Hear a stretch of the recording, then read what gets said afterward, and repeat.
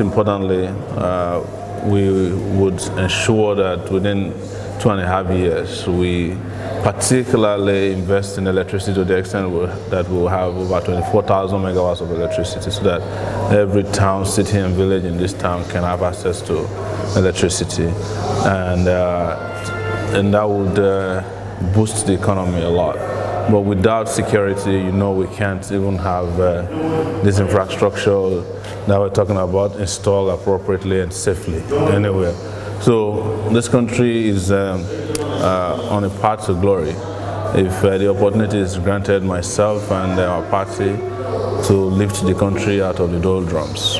Their programs are... Judging by the strength of PDP and APC already. Well, our chances are very bright. It's as bright as the aspirations of the Nigerian people to climb out of the failure that PDP in the last 16 years and APC in the last almost 4 years has plunged it.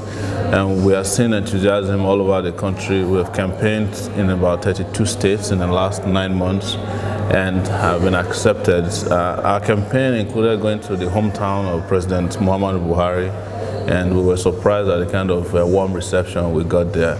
So we have structures, real organic structures, not these retail outlets that the other political parties are using to bribe and intimidate voters all over the country, particularly among young people who have been left out of the political system over the last 58 years.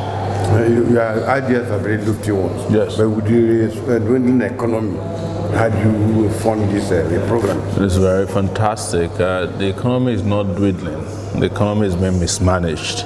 And I've mentioned it before that our economy will be taken care of in such a way that whatever we get will be applied to the Nigerian people.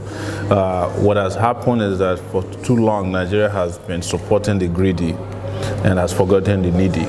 And otherwise, there is enough to go around. We're in the Niger Delta region today that has produced over $5 trillion in oil revenue to Nigeria. But out of that, $500 billion has been stolen and taken out of this country. So you can imagine what that could have done for us in terms of providing education, health, roads, infrastructure. Even I think it's the East-West Highway could not be completed in the last 16 years. People are dying there. Our waters are polluted, but yet we have over 9 billion cubic feet of gas in Ogoni land alone, which can power the entire West African region in terms of just electricity supply. But if we don't clean up Ogoni land, if we don't take care of the Niger Delta people, we cannot go near that. So what I'm telling you is that there is enough. But we have to make sure that the thieves moved away from our treasury before we can even make any form of progress. The moment, for instance, that we have electricity working, the GDP of this country will move astronomically and dynamically in a direction that even economists all over the world will be surprised at where Nigeria is coming from. And most importantly, beyond oil and other products, we have our people, the most resourceful people probably on earth, Nigerians.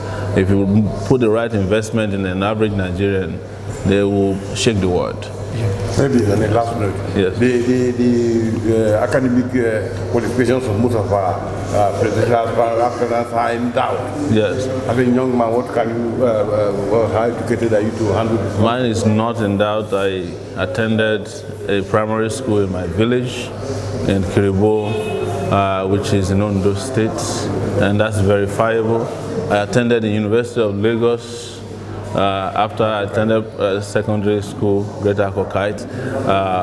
And after I left the University of Lagos, where I did geography and planning, you can check that out. I was the student union president there, so there's no doubt about my academic background in Nigeria. And I left to go to an Ivy League school, one of the best 10 universities in the US, Columbia University, where I obtained my master's degree in public administration. So the rest of the candidates have to prove to you, even if they have WAEC.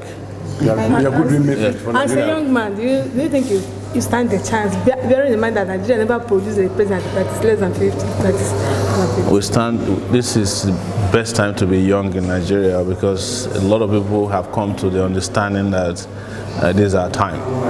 And this is the best time for a young person who is dynamic, who's got fresh ideas, to take the country from the way it is now to the finest place.